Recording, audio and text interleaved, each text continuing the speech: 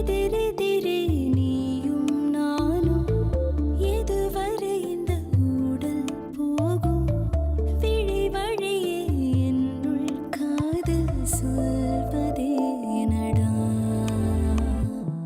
விடை தெரியா பேதை நெஞ்சை கொள்வதே நடா பூவே பூச்சூடவா பூவே பூச்சூடவா பூவே பூச்சூடவா பூவே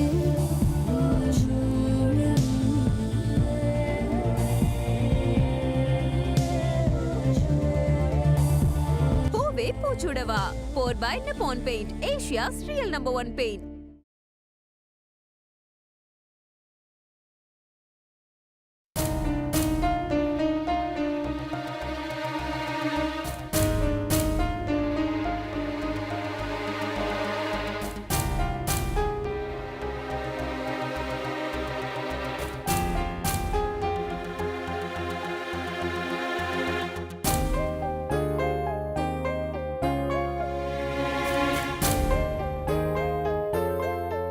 சுபத்ரா, சாமிநாதன் கேக்குறது சரியா இருக்குமோன்னு தோணுதுமா. அவரோட நிலைமையில இருந்து யோசிச்சு பாரு. 4 பொண்ணுங்களை வச்சுக்கிட்டு ஒரு பொண்ணுக்கு கல்யாணம் பண்றதுல இவ்வளவு சிக்கல் இருக்குன்னா மத்த பொண்ணுங்களை அவர் எப்படி கரையேத்துவாரு? ஏற்கனவே ஒரு கல்யாணம் நின்னு போய் அவங்க இடிஞ்சு போயிருக்காங்க. இதுல அடுத்த கல்யாணமும் நடக்குமோ நடக்காதோங்கிற பயத்துல அவங்க எத்தனை நாளைக்கு தான் இருப்பாங்க? ஏங்க, இதுல என்னோட தப்பு என்னங்க இருக்கு? என் மேல தப்பு இருக்கான்னு அவனை கேட்டு பாருங்க. அந்த சாமிநாதன் அவசரப்பட்டா அது அவருக்கு தான் நஷ்டம். இது கூட அவர் யோசிக்கலன்னா எப்படி? சுபத்ரா, அதுக்காக இப்படி கல்யாணத்தை தள்ளி போட்டுக்கிட்டே போறது சரின்னு எனக்கு படல. சரி, உனக்கு இந்த கல்யாணத்துல இஷ்டம் இருக்கா இல்லையா? எனக்கு இதுல இஷ்டம் இருக்கா இல்லையாங்கிறது முக்கியம் இல்லைங்க. இவன் இஷ்டப்பட்டான்டா நம்ம ஆஸ்தி, அந்தஸ்து, நான் பட்ட அவமானம் எல்லாத்தையும் விட்டுட்டு இந்த கல்யாணத்துக்கு நான் ஒத்துக்கிட்டேன். சரி, நீ ஒத்துக்கிட்ட. அதுக்காக மீனாட்சி சுந்தர் கல்யாணத்தை சிவா கல்யாணத்துக்கு ஒத்துக்கிட்டாதான்னு ஏன் தள்ளி போடுற? என்ன பேசுறீங்க நீங்க? ஒரு பெத்த தாயா பெரியவன் இருக்கும்போது சின்னவனுக்கு எப்படிங்க கல்யாணம் பண்ணி வைக்க முடியும்? ஒண்ணு இல்லாதவங்க கூட அப்படி செய்ய மாட்டாங்க. சரி, அப்ப நீ அவன்கிட்ட பேசி சம்மதிக்க வைக்க வேண்டியதானே? நீ சொன்னா அவன் கண்டிப்பா கேட்பான். கண்டிப்பா நான் சொன்னா கேட்பான், நான் இல்லன்னு சொல்லல. ஆனா கல்யாண விஷயத்துல மட்டும் யார் சொன்னாலும் அவன் கேட்க மாட்டாங்க. அதுக்காகதான் சுந்தர் கல்யாணத்தை யூஸ் பண்ணி எப்படியாவது சிவாவுக்கு கல்யாணம் பண்ணி வைக்கணும்னு நான் நினைக்கிறேன். இத நீங்க பிளாக்மெயில் பண்றதா கூட நினைச்சுக்கோங்க. அத பத்தி எனக்கு எந்த கவலையும் இல்ல. சுந்தருக்கும் மீனாட்சிக்கும் கல்யாணம் நடக்கணும்னா சிவா கல்யாணத்துக்கு ஒத்துக்கிட்டே ஆகணும். அத மீறி இவன் மீனாட்சி கழுத்துல தாலிய கட்டினா அடுத்த நிமிஷம் நான் உயிரோட இருக்க மாட்டேன்.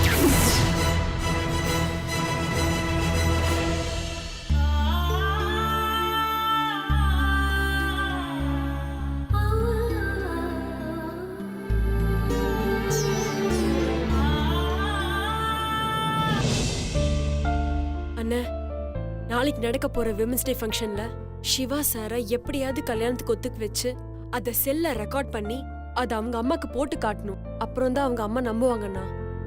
அப்போதான் அக்காக்கும் சுந்தருக்கும் கல்யாணம் நடக்கும். ஓகே சக்தி, உனக்கு என்ன ஹெல்ப் வேணும்னாலும் பண்றேன். தேங்க்ஸ்ண்ணா. Good luck.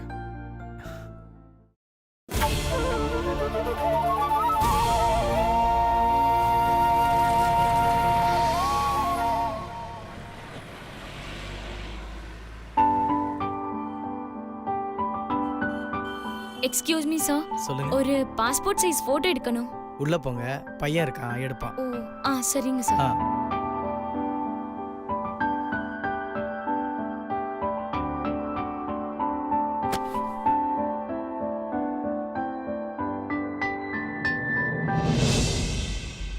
Ready ma'am. அட அனு, நீங்களா? நான் இங்க தாங்க போட்டோகிராஃபரா, அதுவும் இன்னைக்கு தாங்க ஜாயின் பண்ணேன். வழக்கம் போல இதுலயும் நீங்க தாங்க என் ஃபர்ஸ்ட் கஸ்டமர். எனக்கு எவ்வளவு சந்தோஷமா இருக்கு தெரியுங்களா? சரி சொல்லுங்க, ஃபுல் சைஸா பாஸ்போர்ட் சைஸா எதுவா இருந்தாலும் சொல்லுங்க, சூப்பரா எடுத்துடலாம். பாஸ்போர்ட் சைஸ் தாங்க. ஏங்க வெளிநாடு ஏதாவது போக போறீங்களா? இல்ல, எக்ஸாம்க்காக அப்ளிகேஷன் ஃபார்முக்கு. ஓகேங்க, எடுத்துடலாம். Smile please. ஏங்க ஸ்மைல் ப்ளீஸ்னா சிரிக்கணுங்க. நீங்க மூஞ்சிய உருன்னு வச்சிருக்கீங்க. எக்ஸாம் அப்ளிகேஷன் ஃபார்முக்கு தானேங்க. எதுக்கு சிரிக்கணும்? நீங்க அப்படியே எடுங்க. என்னங்க இப்படி சொல்லிட்டீங்க? எக்ஸாம்ல ஃபெயில் ஆனவங்க கூட நல்ல சிரிச்ச முகமா போட்டோவுக்கு போஸ் கொடுக்கறாங்க. உங்களை பார்த்தா ஃபர்ஸ்ட் கிளாஸ்ல பாஸ் பண்ற மாதிரி தெரியுதுங்க. நல்லா சிரிங்க. Smile please.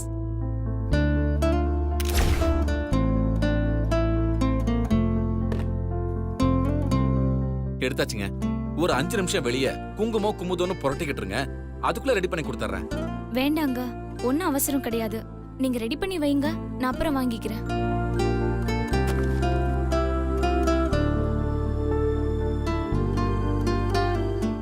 அனு ஒரு நிமிஷங்க. உங்களை எனக்கு கொஞ்ச நாளா தான் தெரியும்.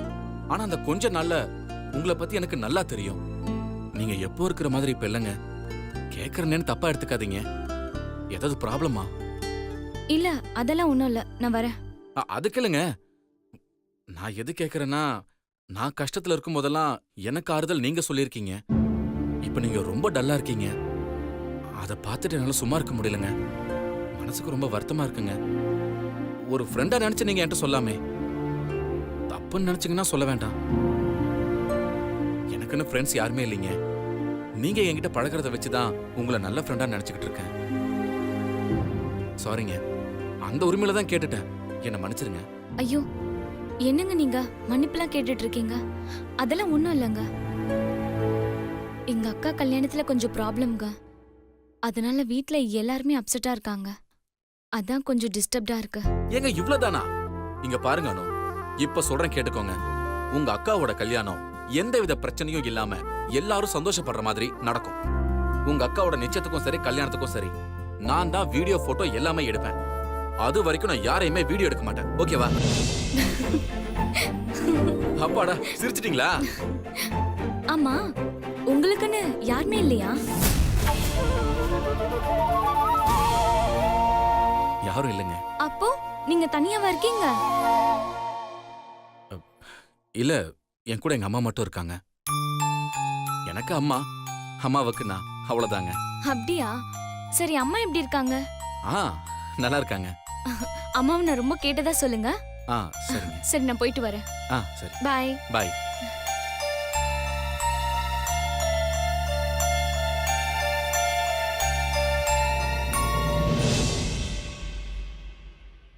அம்மா,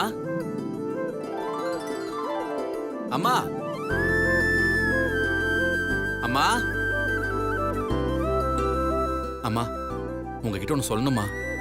இந்த உலகத்துல நல்லவங்க, அன்பானவங்க, பாசம் காட்டுறவங்க, பணிவா பேசுறவங்க உங்களை தவிர வேற யாருமே இல்லைன்னு நினைச்சுக்கிட்டு இருந்தம்மா. ஆனா உங்களை மாதிரி ஒரு பொண்ணு இருக்காமா. என்ன பாக்குறீங்க? யாருன்னு கேக்குறீங்களா? அவ பேரு அனு. நல்லா இருக்காமா?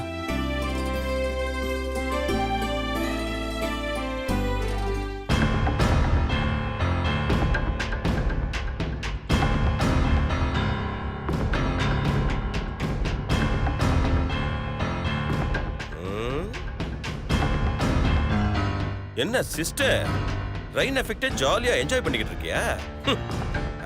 அதெல்லாம் இருக்கட்டும். நீ எப்ப பத்திரிக்கை அடிக்க போற? என்ன பத்திரிக்கை? அட, நம்ம சுந்தர் மீனாட்சி கல்யாண பத்திரிக்கை தான். தாய் மாமாங்கிற முறையில மறக்காம பத்திரிக்கையில என் பேரையும் போட்டுரு. அதே மாதிரி பத்திரிக்கை நீ எனக்கு தான் வைக்கணும். என்ன முட்டாள்தனமா உளறிட்டு இருக்க? ஓ, பத்திரிக்கையெல்லாம் அடிக்காம ஸ்ட்ரைட்டா கல்யாணம் தானா? ஆமா, கல்யாணத்துக்காவது நீ போவியா இல்ல அவங்களே தாலி கட்டிட்டு இங்க வந்துருவாங்களா? சிஸ்டர், நான் அன்னைக்கே உன்கிட்ட சொன்னேன், நீ எதுக்கும் கொஞ்சம் ஜாக்கிரதையா இருந்துக்கன்னு. ஆனா நீ தான் கேம் ஆடுறேன், நாய விரட்டுறேன்னு சொல்லி ரொம்ப அசால்ட்டாவே இருந்துட்ட. இப்போ உனக்கே ஆட்டம் கொடுத்துட்டாங்க, பார்த்தல?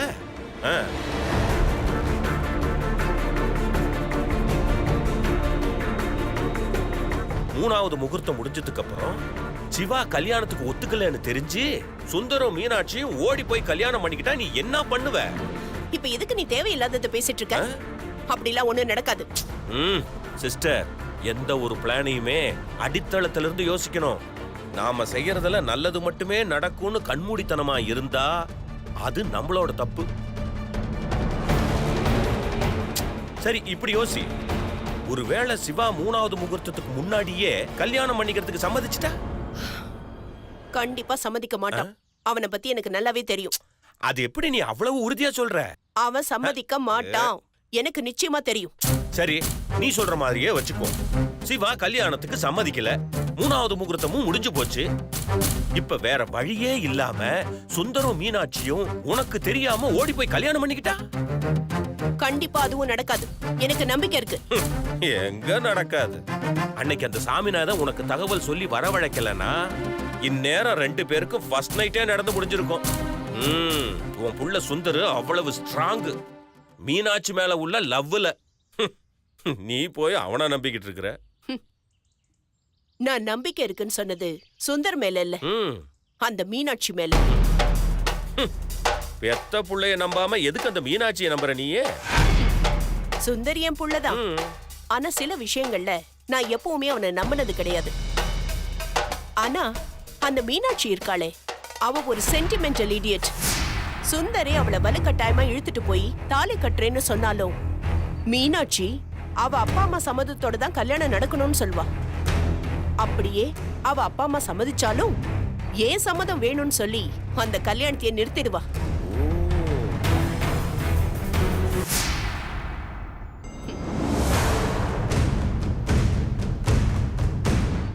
அதனால அந்த மீனாட்சி இருக்கிற வரைக்கும் இந்த கல்யாணம் யாருக்கும் தெரியாம நடக்கவே நடக்காது. என்ன ஒரே கலகலன்னு சத்தம் கேக்குது? நம்ம ஆபீஸ்ல பொண்ணுங்க இப்படி பேச மாட்டாங்களே. உமன்ஸ் டே செலிப்ரேட் பண்றதுல ரொம்ப சந்தோஷமா இருக்கு.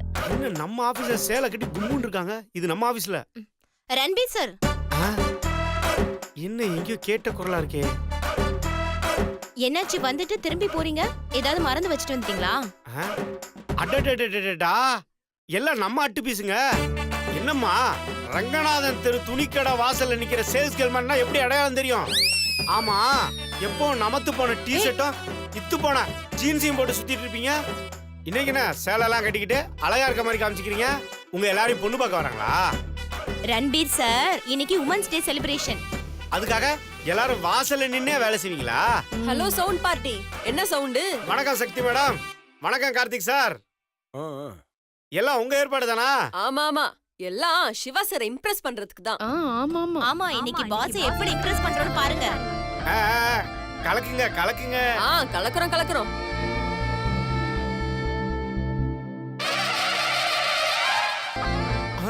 பாஸ் வந்துட்டாரு, என்ன நடக்க போதோ? அண்ணே, சிவா பாஸ் வந்துட்டாரு. சக்தி அமைதியாரு, எப்படி ரியாக்ட் பண்றாருன்னு பாப்போம். மனைவியும் அவளே, மகளும் அவளே, உலகில் உள்ள அனைத்து உறவுகளும் அவள் கொடுத்தவையே.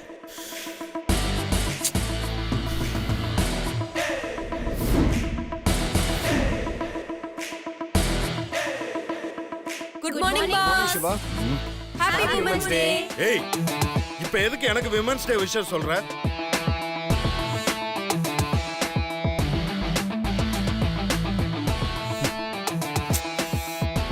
ஏய், இன்னைக்கு ஒரு நாள் சிரிக்கிறேன் பக்கத்துல இருக்கிற, தள்ளி போமா. பாஸ், நீங்க ரொம்ப பெரிய ஆளு பாஸ்.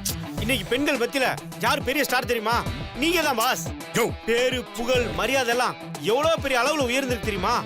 சார், உங்க மனசுல பெண்களை பத்தி எவ்வளவு உயர்வா நினைச்சிருந்தா இவ்ளோ பெரிய ஃபங்க்ஷன் அரேஞ்ச் பண்ணி எங்களை உமன்ஸ் டே செலிப்ரேட் பண்ண இவ்ளோ ஃப்ரீடமா விட்டுருக்கீங்க. உங்கள மாதிரி எல்லா ஆம்பளைங்களும் நினைச்சிட்டாங்கன்னா இந்த சொசைட்டில பெண்களுக்கு ரொம்ப பெருமையா இருக்கும் சார். ஏமா, நீ என்னமா ஃப்ரீடம் ஃப்ரீடம்னு சுதந்திர போராட்ட தியாகி மாதிரி பேசிட்டு இருக்க? ஓபனிங்ல பாஸ் டென்ஷன் ஆக்கி விட்டுறலாம்னு பாக்குறியா? அதுக்கு டைம் இருக்கு. ரன்பீர். Sorry sir. சிவா, பாத்தீங்களா பெண்கள் மத்தியில உங்க பெருமை எவ்வளவு உயர்ந்திருக்குன்னு? அது மட்டும் இல்ல, இந்த பேனரை பார்த்து உங்களோட பப்ளிசிட்டி இன்னும் அதிகமாயிடும். எப்படி? நல்லா ஆகுது. Happy women's day sir. Happy women's day sir. Hi boss, happy women's டே. சொல்ல மாட்டீங்களா? சரி, ஓகே. நீ என் கேபினுக்கு வா. கார்த்திக், நீங்களும் கூட வாங்க. அண்ணா, நம்ம 2 பேரும் காலி. வா, இல்லன்னா அசிங்கமா திட்ட போறாரு. சரி சரி, எல்லாம் உள்ள போய் வேலையை பாருங்க. போறோம் பேசாத. பாஸ் ஃப்ளெக்ஸ்ல சூப்பரா தான் இருக்காரு. என்ன வழக்கம் போல உருன்னு இருக்காரு. என்ன ஒண்ணு, நம்ம போட்டோவை சிறுசா இங்க போட்டிருந்தா எவ்வளவு ஹைலைட்டா இருந்திருக்கும். போஸ்டர்ல கூட நடிக்க விட மாட்டாங்களே.